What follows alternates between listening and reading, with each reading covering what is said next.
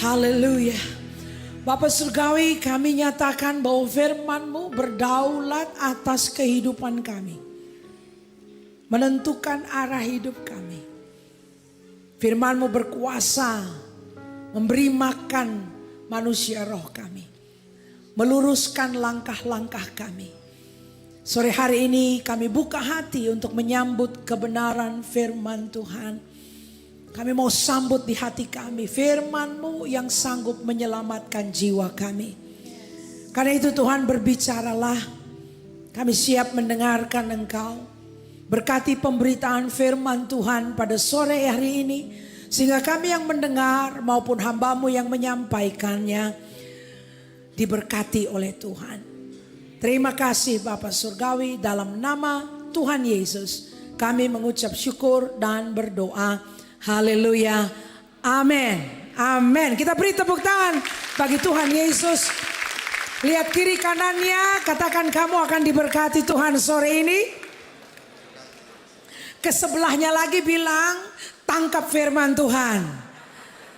Haleluya. Silakan duduk Bapak Ibu, saudara-saudara sekalian. Shalom semuanya. Masih dalam suasana tahun baru, kita masih ada di bulan Januari. Dan karena di pembukaan tahun ini kali pertama saya kembali ke sini setelah sebelumnya melayani tahun lalu.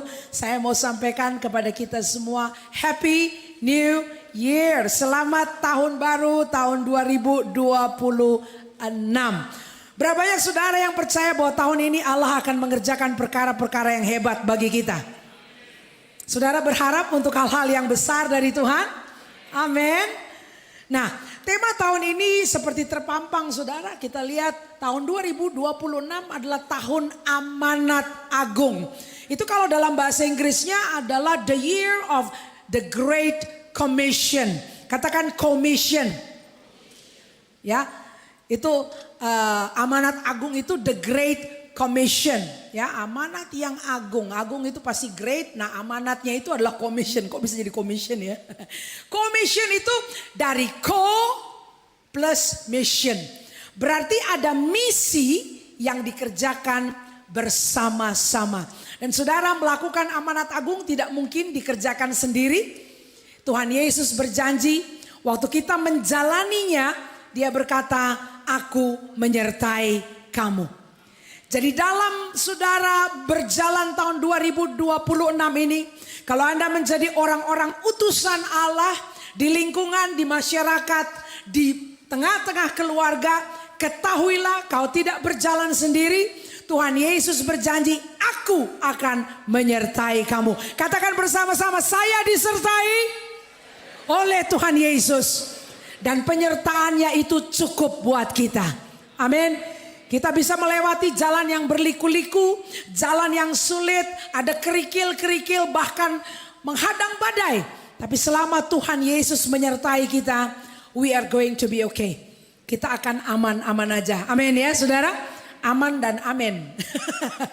Nah, dalam kaitan itu pula, saya ingin menyampaikan kepada saudara beberapa hal dari firman Tuhan yang juga menjadi perenungan saya. Jadi kita connect nih ya. Saya sendiri dalam penggembalaan pada minggu terakhir tutup tahun 2025. Tuhan sampaikan pesan ini juga di dalam hati. Saya tergerak ya menyampaikan. Saya percaya impresi ini Roh Kudus yang gerakkan. Dan saya masih belum selesai menyampaikan hal itu di mana-mana. Bahkan mengiringi langkah kami memasuki tahun 2026. Ini sudah di minggu yang ketiga. And God is still working the message. Tuhan masih terus mengerjakan pesan ini bagi gereja yang saya gembalakan. Sehingga waktu hadir melayani di beberapa rayon, saya menangkap wah ternyata memang ini ya yang Tuhan lagi kerjakan bagi gerejanya di Indonesia. Mempersiapkan umatnya untuk misi yang hebat di hari-hari ini. Penuaian yang besar-besaran yang akan terjadi pada hari-hari ini. Dan saya mau mengajak saudara supaya kita turut terlibat dalam apa yang Tuhan sedang kerjakan itu. Amin saudara. Kita tidak mau jadi golongan penonton di pinggir lapangan. Sekalipun kalau jadi penonton kelihatannya ya kita bisa kayak drone gitu. Kita lihat gitu, wah arahnya kemana-kemana. Tapi saudara yang paling keren itu kalau kita terlibat di lapangan. Amin. Para penonton itu seringkali berkomentar. Rasa-rasanya sudah mereka paling jago saudara. Pernah nonton? Pernah lihat orang-orang yang jadi penonton sepak bola? Wah itu sudah paling heboh. Rasa-rasanya mereka yang paling tahu strategi main di lapangan. Ya, lalu kalau kemudian kalah timnya, wah itu juga ganyang-ganyangan saudara. Makanya agak repot orang Indonesia ini menjadi tuan rumah pertandingan sepak bola. Sebab penonton bisa ganas. Yang bagian ini kita mesti bertobat ya. Jangan jadi penonton yang ganas. Tapi di mana-mana penonton memang ganas. Waduh saudara, semoga di arena pelayanan di gereja kita nggak jadi penonton yang ganas. Tapi memang golongan komentator bisa ganas. Tahun 2026 ini kita mesti bikin perubahan. Kita nggak mau ada di pinggir lapangan dan jadi komentator, jadi penonton. Kita mau terlibat di arena. Amin. Lihat kiri kanannya, muka sama muka bilang kamu mau terlibat atau tidak? Ya, jadi cukup itu cukup. Tidak mau jadi penonton. Penonton itu ganas. Kita mau jadi pelaku. Kita mau jadi pemain. Team player di lapangan, di arena. Pada pekerjaan yang Tuhan ingin kerjakan. Nah untuk itu saya ingin sharing perenungan saya saudara. Bagi saudara sekalian saya berikan judul Consecrated for Mission. Consecrated for mission. Ini dalam teks dalam bahasa Inggris ya judulnya. Tapi ini artinya adalah dikuduskan demi misi. Ya, tadi ingat misinya itu adalah co-mission. Co-mission artinya bermisi bersama-sama dengan Tuhan. Kita menjadi team player dalam tim globalnya Allah. Dan ini yang keren sekali. Kita bermitra dengan Allah yang agung itu untuk penuaian besar-besaran di akhir zaman ini. Nah saudara, saya mau soroti bagaimana kita bisa menjadi team player, bukan jadi penonton, komentator, menjadi team player untuk keberlangsungan daripada amanat agung. Kita buka teks firman Tuhan dari kitab Yosua pasal yang ketiga, ayat yang pertama sampai dengan yang kelima. Ada 5 ayat. Dan saya ingin mengajak saudara untuk memperkatakan 5 ayat ini bersama-sama. Jadi bersuara kita akan membaca bersama. Ayat yang pertama Yosua pasal yang ketiga. Yosua bangun pagi-pagi lalu ia dan semua orang Israel berangkat dari Sitim. Dan sampailah mereka ke sungai Yordan. Maka bermalamlah mereka di sana sebelum menyeberang. Setelah lewat 3 hari, para pengatur pasukan menjalani seluruh perkemahan. 3. Dan memberi perintah kepada bangsa itu katanya, segera sesudah kamu melihat tabut perjanjian Tuhan Allahmu yang diangkat para imam yang memang suku Lewi, maka kamu harus juga berangkat dari tempatmu dan mengikutinya. Hanya antara kamu dan tabut itu harus ada jarak kira-kira 2000 hasta panjangnya. Janganlah mendekatinya. Maksudnya supaya kamu mengetahui jalan yang harus kamu tempuh. Sebab jalan itu belum pernah kamu lalui dahulu. Lalu ayat yang kelima terakhir, berkatalah Yosua kepada bangsa itu, kuduskanlah dirimu sebab besok Tuhan akan melakukan perbuatan yang ajaib di antara kamu. Amin. Diberkati kita yang merenungkan dan melakukan firman Tuhan. Bapak Ibu Saudara sekalian, pada ayat yang kelima dikatakan, dan saya mau kunci pemahaman kita di sini saudara, ada suatu janji yang hebat yang Tuhan berikan kepada orang-orang Israel pada hari itu lewat pemimpin mereka yang bernama Yosua.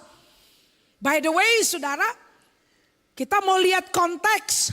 Yosua pada saat itu adalah seorang yang sudah menua. Saya bilang menua kenapa?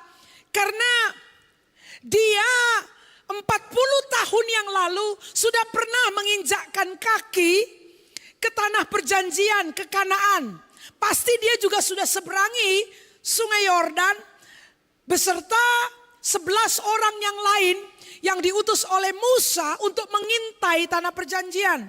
Saudara yang memahami apa yang saya katakan boleh manggut-manggut. Benar kan ya? Saya nggak salah kutip ya. Katakan 40 tahun lalu. Dia beserta kepala-kepala suku yang lain diutus oleh Musa, para pemimpin-pemimpin puak ini untuk pergi mengamat-amati tanah perjanjian. Benar nggak tuh seperti yang Tuhan janjikan? Berapa tahun yang lalu? 40 tahun yang lalu, ya.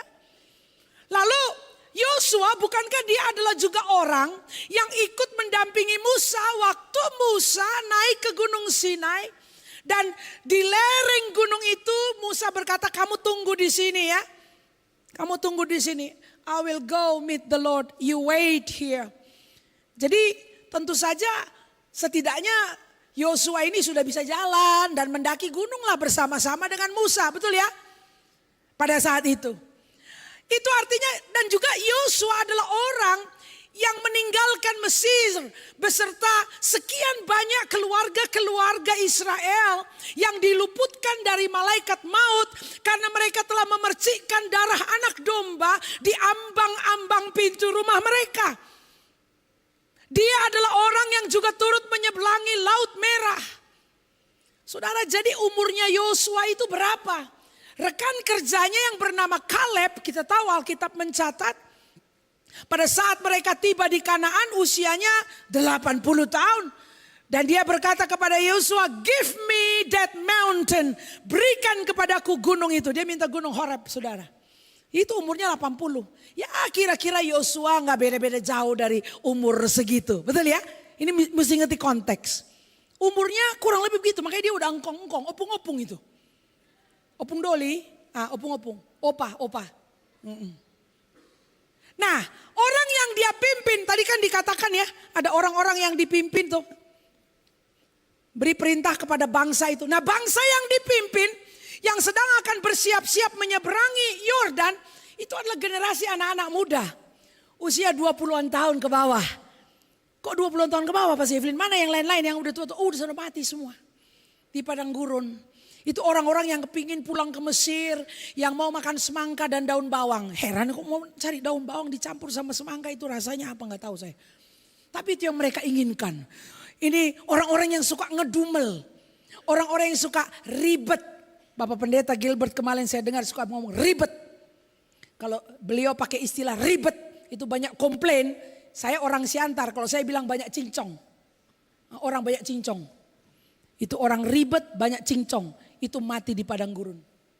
Itulah orang tua mereka.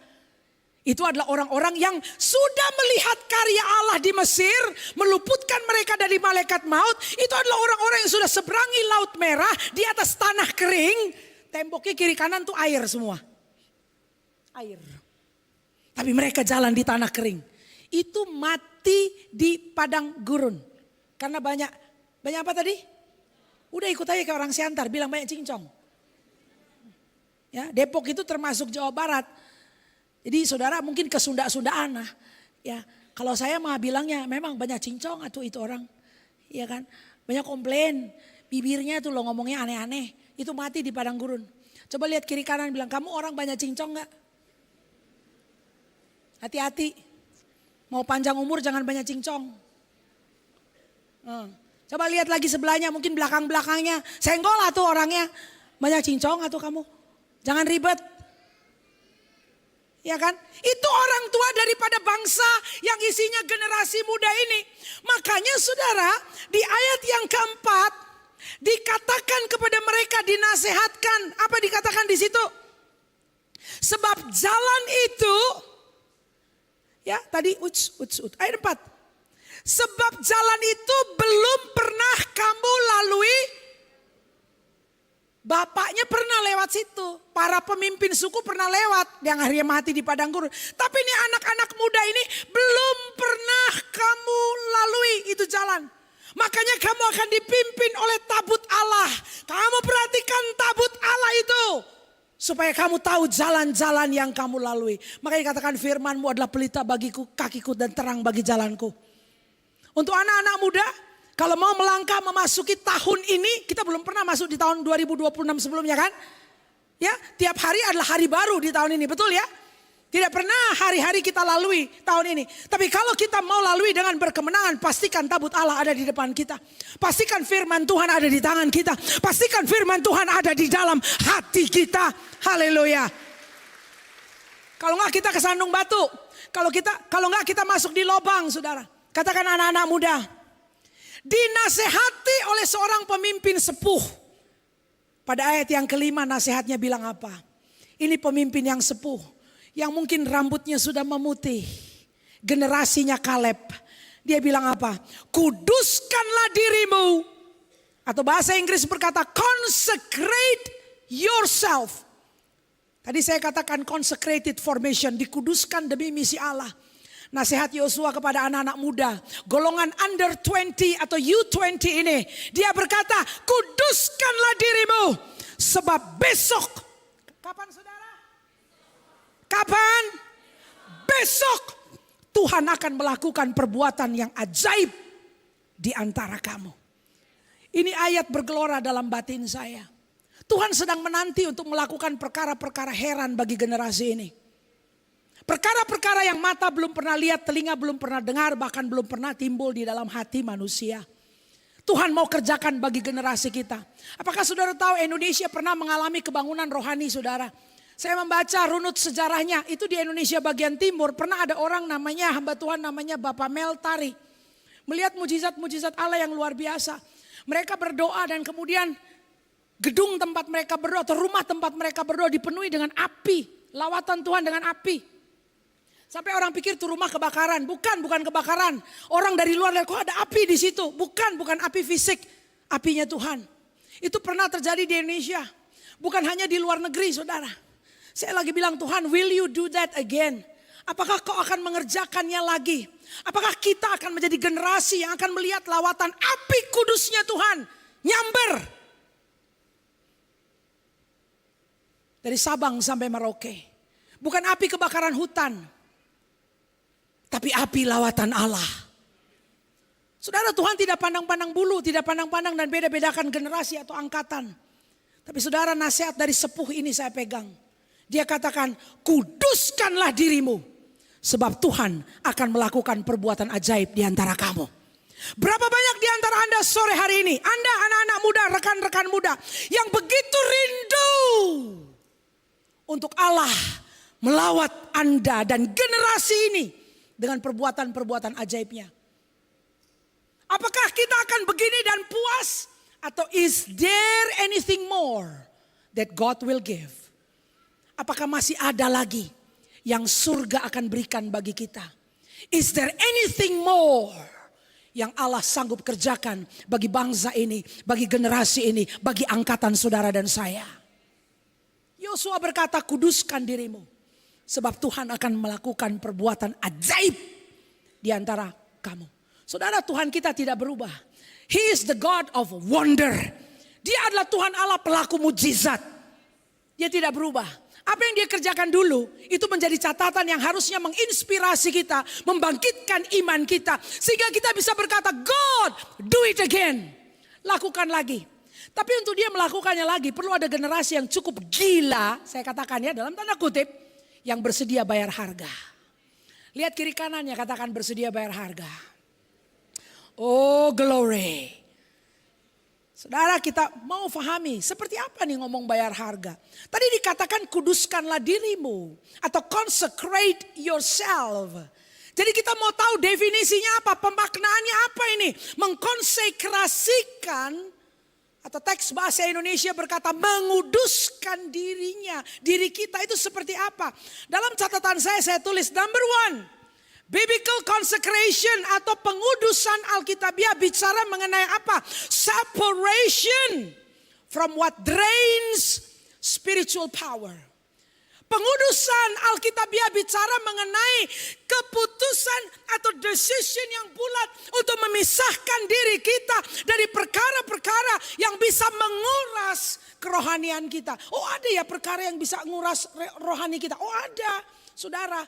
Ya, hati manusia seringkali digambarkan seperti bejana tanah liat. Kita punya hidup ini seperti bejana tanah liat. Tahukah saudara ada bejana-bejana tanah liat yang kemudian, ya kalau memang bejana tanah liat itu aman-aman aja kan, perabot rumah kita semua pasti dari tanah liat saudara ya. Berapa yang saudara perabot makan saudara dari tanah liat? Nggak ada kan ya? Kenapa? Kenapa saudara ganti melamin, plastik, aluminium? Kenapa? Karena beresiko.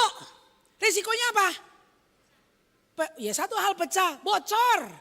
Kadang-kadang kita lihat bentuknya masih ada pun kendi ini. Tapi kemarin kayaknya aku taruh air, kenapa sudah nggak ada lagi? Tahu saudara? Tahu-tahu sekelilingnya pada basah. Terus saudara cari, dia bocornya di mana ya? Pernah begitu? Tapi memang itu yang digambarkan kan, nggak pernah hati manusia itu digambarkan seperti plastik. Betul nggak? Nggak pernah ya? Jauh dari tanah liat. Dari tanah liat itu kemudian dibikinlah bejana-bejana. Sampai tertulis di Alkitab. Satu kali Tuhan melawat Yeremia. Dan Tuhan berkata, Yeremia pasal 18, Tuhan berkata, pergilah ke rumah tukang periuk. Aku akan berbicara sama kamu di sana. Kok disuruhnya ke rumah tukang periuk? Periuk, nggak disuruh dia ke restoran. Ada apa yang Tuhan mau ajar sama dia di situ? Tuhan mau tunjukin bagaimana penjunan bekerja dengan seonggok tanah liat. Nah itu tuh, kayak gitu tuh hidup kita. Saudara, coba perhatikan. Hal-hal apa yang Tuhan sudah pernah taruh dan depositkan dalam diri Anda. Yang kemudian tanpa sadar, katakan tanpa sadar. Selalu tanpa sadar saudara. Karena memang retaknya itu seringkali retak halus. Ya saudara, ada orang berdosa tuh belak-belakan saudara. Tapi ada orang yang a little compromise. Kompromi dikit-dikit lah. Kita sama temen aja, gua diskon dikit. Itu retak-retak halus. Katakan halus. Lu mainnya main halus. Berdosanya main cantik. Nggak parah-parah, dosanya nggak parah. Main cantik, kalau berdosa tuh main cantik. Saudara mau dosa kok main cantik, itu main kotor namanya. Nah, apapun yang Tuhan taruh di situ, saudara hadir doa malam, saudara hadir doa pengurapan.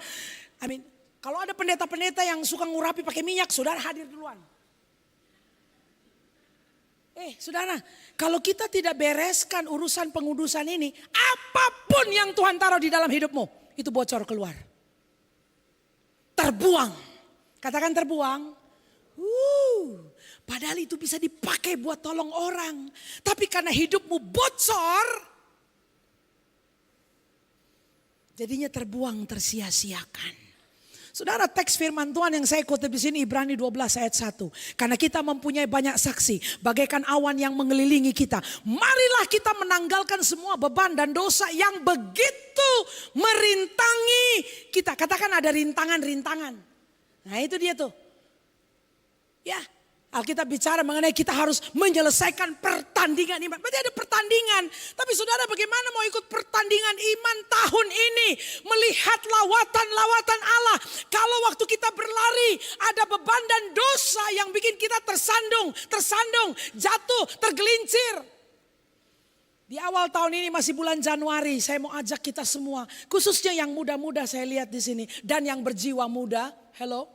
Ada yang memang muda kan, tapi ada yang berjiwa muda. Coba lihat kiri kanan, cek dulu itu muda atau berjiwa muda. Itu harus disingkirkan. Gak bisa saudara cerita-cerita lama dibawa terus masuk tahun 26. Aduh kalau saja ibu tahu ya. Oh kalau saja ibu tahu.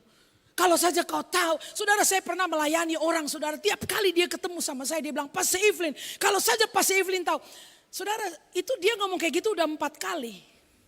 Pada kali yang keempat, begitu dia ngomong kalau saja Pastor Evelyn tahu, saya bilang saya sudah tahu Bapak. Mau saya yang cerita atau Bapak yang cerita? Karena saya tahu, saya hafal. Kenapa begitu? Karena dia suka putar lagi kaset lama diulang-ulang. Dia ulang terus. Saudara, ngapain kita bawa-bawa urusan kayak begitu? Amin. Beban-beban kita perlu tanggalkan di bawah salib Kristus. Dan dosa-dosa kita perlu akui dan terima pengampunan dari Tuhan. Saudara jangan izinkan perkara-perkara ini membuat bocor bejana saudara. Sehingga Anda tidak dikuduskan di hadapan Tuhan. Yang kedua kita lihat dedication to God's purpose. Pengudusan bicara mengenai suatu dedikasi bagi maksud-maksud Allah. 2 Timotius 2 ayat 21 berkata begini. Jika seseorang menyucikan dirinya dari hal-hal yang jahat, ia akan menjadi perabot rumah untuk maksud yang mulia. Ia dikuduskan, dipandang layak untuk dipakai tuannya. Siapa yang mau dipakai Tuhan? Ya. Tadi dikatakan kalau kau sucikan, menyucikan dirimu. If you consecrate yourself. Kita akan dipakai di rumah Tuhan itu untuk maksud-maksud yang mulia.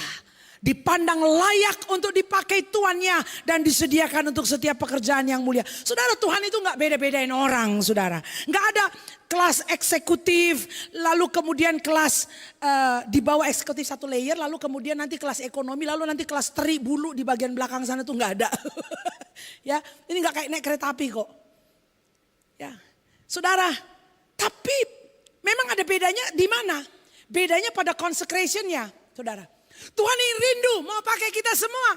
Tapi tergantung, saudara, apakah kita mau menguduskan diri kita? Apakah kita mau meninggalkan perkara-perkara yang menghalangi kita? Nah, kalau begitu perlu ada stand yang jelas ya, perlu ada positioning yang jelas. Saya mau ajak saudara lihat ayat ini nih. Ayat Amsal 8 ayat 13. Mari katakan bersama-sama. Takut akan Tuhan ialah membenci kejahatan. Aku benci kepada kesombongan, kecongkakan, tingkah laku yang jahat dan mulut yang penuh tipu. Saudara lihat di sini statementnya, the fear of the Lord is to hate evil. Takut akan Tuhan itu adalah membenci kejahatan. Jadi kalau betul positioning kita, standing kita adalah aku takut akan Allah, maka pada posisi seperti itu, saudara harus jadi pembenci dosa. Jadi hubungan dengan dosa tidak bisa ambigu. Hubungan dalam dosa tidak bisa berada dalam ranah abu-abu, saudara. Itu hitam putih jelas. Orang yang takut akan Allah, benci terhadap dosa. Namun saudara, pada kenyataannya gini kan. Too many people know. Katakan saya tahu. Yeah, saya tahu banget. Too many people know that sin is wrong. Kalau ngomong dosa, orang tahu kok. I tahu, you tahu, kita tahu. Dosa itu salah. Betul, we all know that. But we do not hate it. Nah, ini yang masalah. Kita tahu dosa itu salah, kita tahu dosa merusak, tapi kita tidak benci dosa. Ini bahayanya, saudara. Because if you do not hate sin, kalau kita nggak benci dosa, maka positioning kita apa, Bu Evelyn? Kita akan toleransi dengan dosa. Kita akan kompromi. Kita akan piara dia. Yang penting gak gigit. Mungkin kalau dikasih makan dikit-dikit, dia gak gigit, dia gak terkam. I baik sama you, you baik sama I. Saudara, hubungan dalam dosa dikatakan begitu jelas. Kalau kita takut akan Allah, kau perlu benci dosa. Halo, apakah posisi saudara hari ini ada dalam posisi yang jelas terhadap dosa? Atau masih ada kompromi di sana? Ada ayat firman Tuhan yang berkata begini, ayo katakan bersama-sama. Menjauhlah, menjauhlah, keluarlah dari sana. Janganlah engkau kena kepada yang najis. Keluarlah dari tengah-tengahnya. Sucikanlah dirimu, hai orang-orang yang mengangkat perkakas rumah Tuhan. Bapak Ibu, saya melayani jemaat dan menggembalakan juga. Ini pesan saya sudah khotbah dari minggu terakhir Desember, waktu kita mau tutup tahun. Saudara, tadi malam saya terima email. Salah seorang yang turut melayani di Mesbah. Ya, tim praise and worship. Dia bilang saya mau berproses. Lalu dia tulis email dan saya terharu. Ya sebagai gembala saya terharu. Kenapa? Karena kami tugasnya gembala penyampai firman. Ya kita menyampaikan firman. Apa yang jemaat lakukan sama firman itu kita nggak tahu. Apa yang berproses di hati jemaat. Apakah mereka menyambut kebenaran firman. Apakah mereka rela dituntun oleh Roh Kudus kita nggak tahu. Kita hanya sampaikan firman dan saya sudah sampaikan ini beberapa kali saudara. Tapi baru tadi malam tuh game pointnya. Tadi malam saya dapat email. Dia bilang Pastor Evelyn, saya mau responi firman yang pastor sampaikan katanya. Di rumah saya itu ada botol-botol. Ada apa saudara? Ada botol. Ada isinya tuh botol. Dia bilang, selama ini saya lewat depan botol. Tapi kemarin waktu saya lewat di depan botol itu. Ada sesuatu dalam batin saya bilang itu sudah tidak pantas. Saudara ada botol yang tidak pantas ada di rumah kita. Udah jelas bukan botol kecap. Bukan botol saus. No. Ada botol yang tidak pantas ada di rumah kita. Enggak usah nunduk-nunduk saudara. Saya juga gak kelihatan saudara wajahnya. Kenapa jadi kepalanya agak tunduk-tunduk. Saya gak tahu itu kan buat dia. Ya kalau saudara ada nyelipir juga ya. Oh iya ada botol juga di rumah aku ya. Nah itu dia ada botol di rumahnya. Jadi waktu dia lewat di depan botol dia biasanya gak berasa apa-apa. Tapi bayangkan saya ini sudah membajak tanah berapa minggu saudara. Sebagai pekerja penggarap kebun anggur. Daripada Allah Bapa. Saya garap itu kebun. Setia menyampaikan firman dan baru tuh kemarin. Lewat di depan botol di rumah dia. Saya gak pernah lihat botolnya, saya gak pernah datang ke rumah dia. Dia bilang, sudah tidak pantas botol ini ada di rumah saya.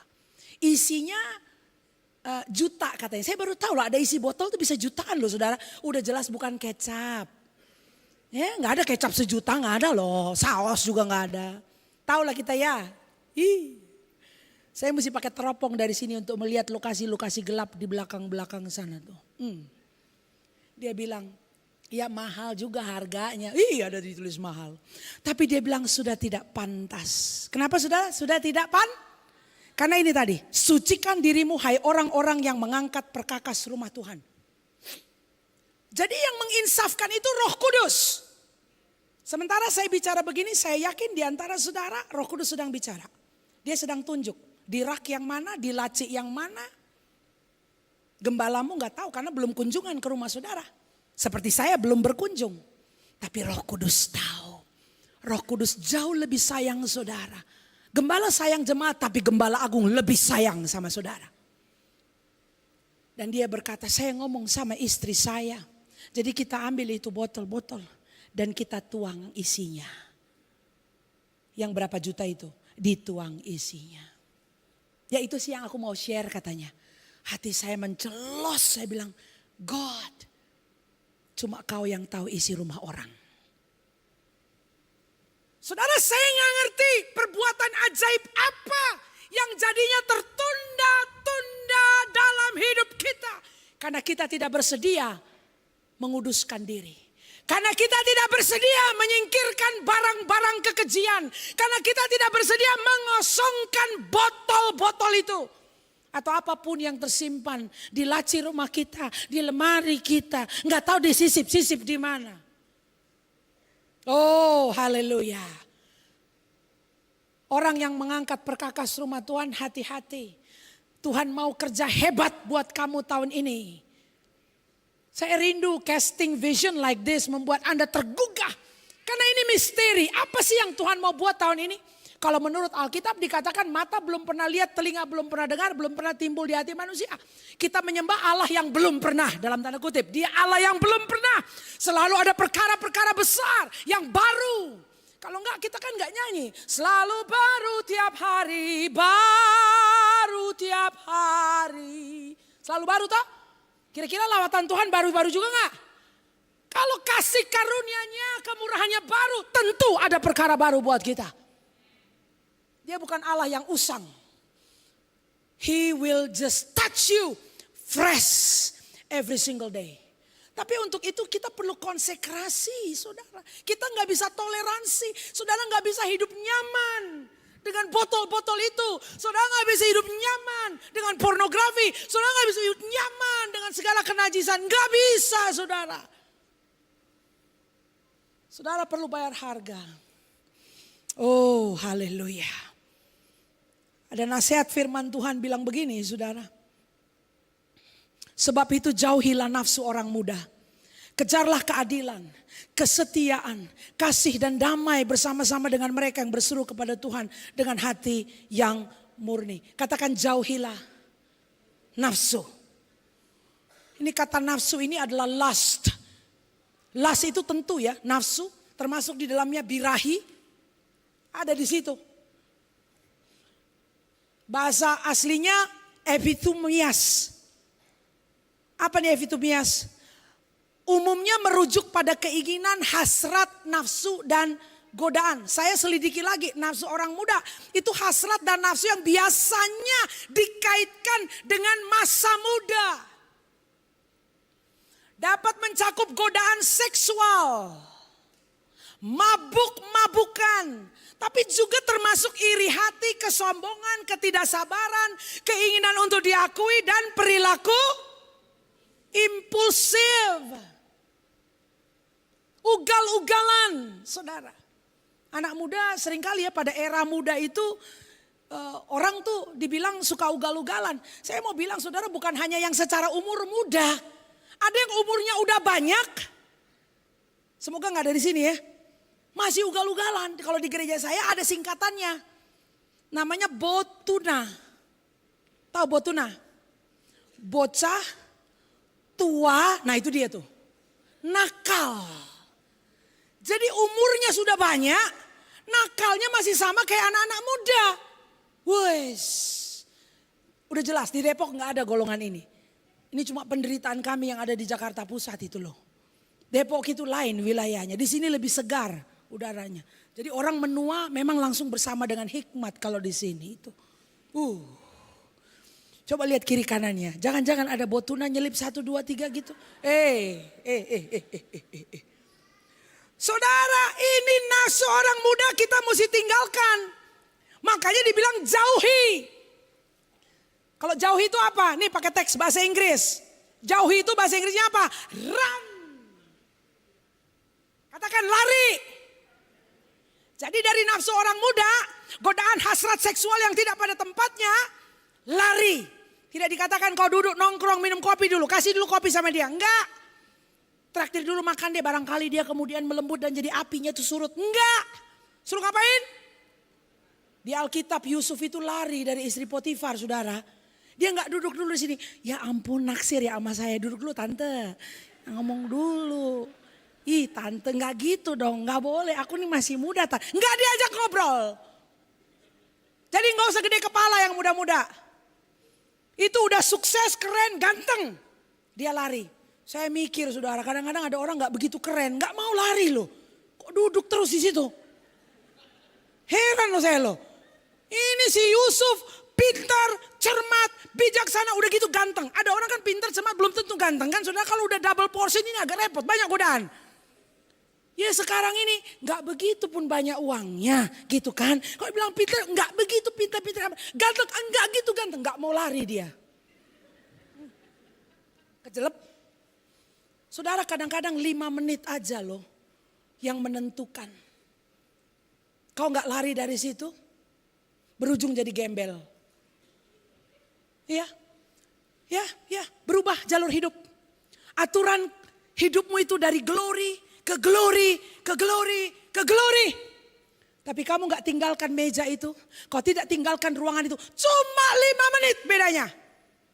Sudah lain jalan hidupmu. Jadi gembel. Yang muda-muda tahun ini saya mau kasih nasihat sama saudara. Kalau ada godaan, saudara gak perlu duduk di situ, ajak ngobrol. Lari. Ingat baik-baik. Kok lari? Iya Pak Efrin bilang lari. Bilang aja, kalau ingat muka kayak gini, nih. Kata ibu pendeta itu suruh lari gue. Enggak udah gue gak mau lari. Begitu. Gak ada diskusi-diskusi. Kenapa? Itu bisa mengubah jalur hidupmu. Anak muda. Lihat kiri kanannya bilang. Kita disuruh lari. Jadi kalau ada godaan, saudara lari. Ada berapa banyak hidup anak muda jadinya kacau, Tuhan gak bisa pakai. Karena dia gak lari. Ya, dia jatuh. Dia gak lari, saudara. Run baby, run. Larilah dari hal-hal yang menstimulasi hasrat masa muda. Amin. Kita tutup ya dengan ayat ini. Semoga Anda berproses sementara saya menyampaikan. Kita pindah dari gigi 5, kita turunin sedikit. Kayak masih gigi aja. Kita turunkan kecepatan. Saudara, I plead with you ya. Masih ada 11 bulan di depan kita. Ini masih bulan pertama. Gak tahu lika-likunya akan kayak apa. Tadi saya kutip ayat 5 Yosua pasal 3. Firman Tuhan berkata, kuduskan dirimu sebab besok Tuhan akan kerjakan pekerjaan-pekerjaan ajaib di hadapanmu. Allah kita Allah yang penuh dengan keajaiban. Kalau saudara mau ambil harganya, saudara mau singkirkan kekejian, kuduskan dirimu. Gak perlu kayak orang lain. Singkirkan. Maka saudara ambil pilihan ini. Will you take intentional steps? Bersediakah engkau mengambil langkah yang intensional?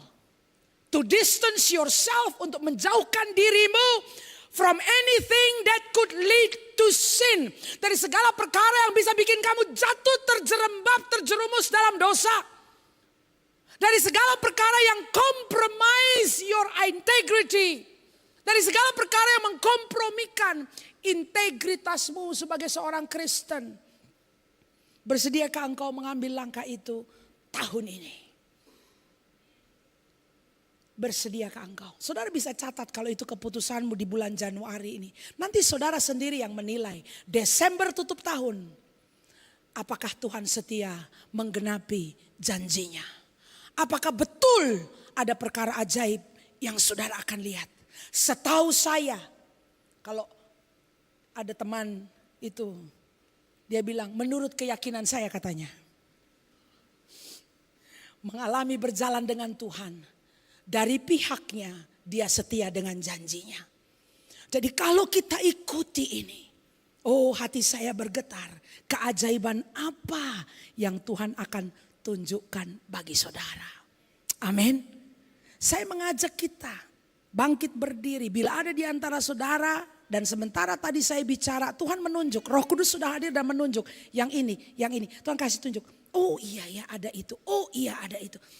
Dan saudara mau mengambil keputusan yang bulat untuk menyingkirkannya dari hidup saudara. Maka kita akan berdoa. To consecrate ourselves. Kuduskan diri kita di hadapan Tuhan. Mari kita bangkit berdiri bersama-sama. Tim musik, can I have you come forward? Mana musisi-musisi? Kita akan naikkan satu lagu. Sambil Anda berproses, setelah itu kita berdoa. Selidiki aku ya Tuhan. Lihat hatiku. Kita minta Roh Kudus menyelidiki. Karena setelah nyanyi lagu ini, kalau itu Anda perlu angkat tangan dan akui di hadapan Tuhan. Ada perkara yang saudara akan singkirkan. Saudara akan singkirkan itu. Saudara tidak akan bawa lagi. Amit-amit besok aja saudara gak mau bawa lagi. Hari ini selesai di hadapan Tuhan. Dan kita uji. Apakah tidakkah Tuhan setia pada apa yang Dia janjikan. Haleluya. Selidiki aku. Katakan bersama. Lihat hatiku. Apakah ku sungguh mengasihimu. Yesus. Kau yang maha tahu. Dan menilai hidupku. Tak ada yang tersembunyi bagimu. Sekali lagi katakan selidiki aku. Selidiki aku. Yes, Lord. Lihat hatiku. Apakah ku sungguh mengasihimu. Yesus. Kau yang maha tahu. Dan menilai hidupku. Tak ada yang tersembunyi bagimu. Bersama. Telah kulihat kebaikanmu yang tak pernah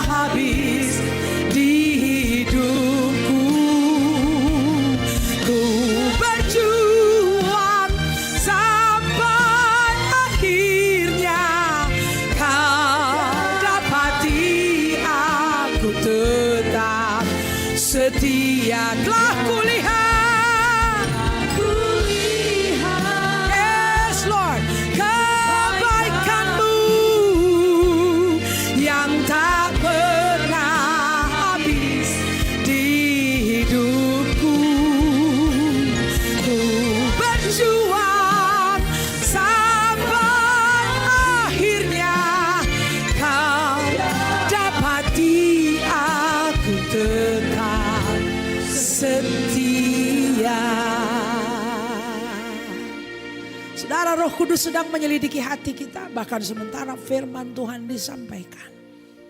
Saudara-saudara yang berkata, I know, saya tahu Ibu, yang ini nih Tuhan tadi bicara, yang ini nih Tuhan tadi sentuh yang itu. Dan saya mau tinggalkan hari ini. Itu bahkan perkara tidak akan masuk ke hari Senin besok. Hari ini selesai. Saya mau kuduskan diri saya di hadapan Tuhan. Karena ada hal-hal yang sedang saya nantikan. Ada doa yang sedang saya rindukan jawabannya. Kalau betul Tuhan akan kerjakan mujizat, maka perkara-perkara ini akan aku tinggalkan. Kalau itu adalah saudara, angkat tangan dengan cepat di mana engkau berdiri. Saya mau berdoa bagi saudara. Tinggi-tinggi, tinggi-tinggi, tinggi. Let me see your hands. Let me see your hands. Oh glory. Bapa Surgawi, kami sedang berdiri berperkara di hadapan Tuhan Allah yang hidup. Kami menyambut kebenaran firman-Mu yang kudus yang sanggup menyelamatkan jiwa kami. Tuhan, di ruangan ini Allah sedang bekerja. Engkau sedang memurnikan, Engkau sedang menjamah umat-Mu. Tuhan, tidak ada yang kebetulan. Siapapun yang hadir sore ini, come by the appointment of God. Datang karena undangan Allah. Dan Tuhan, pesan ini untuk kami. Tuhan, Kau lihat tangan-tangan yang terangkat. Ada perkara-perkara yang tangan-Mu sedang tunjuk. Hal-hal yang mungkin orang di kiri kanan tidak tahu. Ini selama ini tertutup. Tapi di hadapan tahta Allah, Tuhan, Kau nyatakan dan singkapkan karena cinta-Mu besar terhadap kami. Mari Tuhan, setiap mereka yang mengangkat tangan, meninggalkan perkara-perkara ini di dalam nama Yesus. Saudara yang angkat tangan, katakan, aku tinggalkan, aku lepaskan, aku singkirkan. Saudara katakan itu di hadapan Tuhan. Aku berbalik ya Tuhan, aku berbalik. Bahkan saudara-saudara yang sudah terlibat dalam tim pelayanan.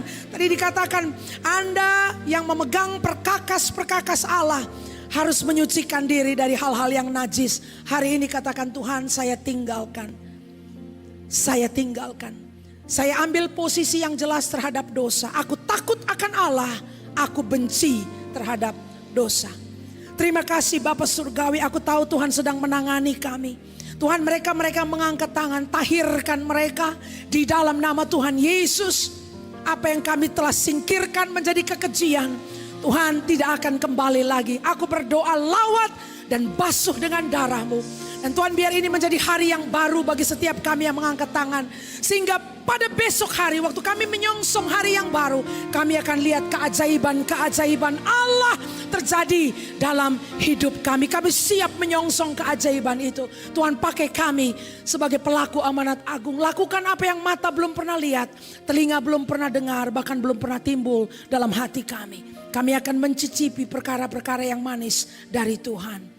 Terima kasih Bapa Surgawi. Hamba selesai berbicara. Aku tahu Tuhan masih terus melawat. Mari Tuhan, lakukan dan kerjakan terus. Allah yang telah memulai pekerjaan yang baik dalam hidup kami adalah Bapa yang setia.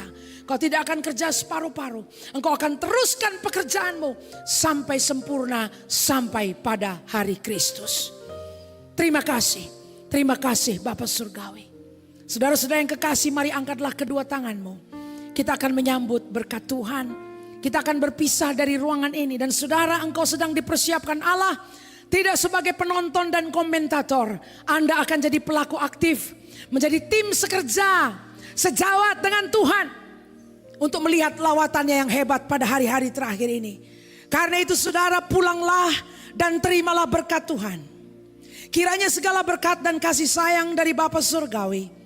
Penyertaan yang manis dan intim dari Tuhan Yesus Kristus. Serta pengurapan yang adikodrati dari Allah Roh Kudus. Turun menyertai kita.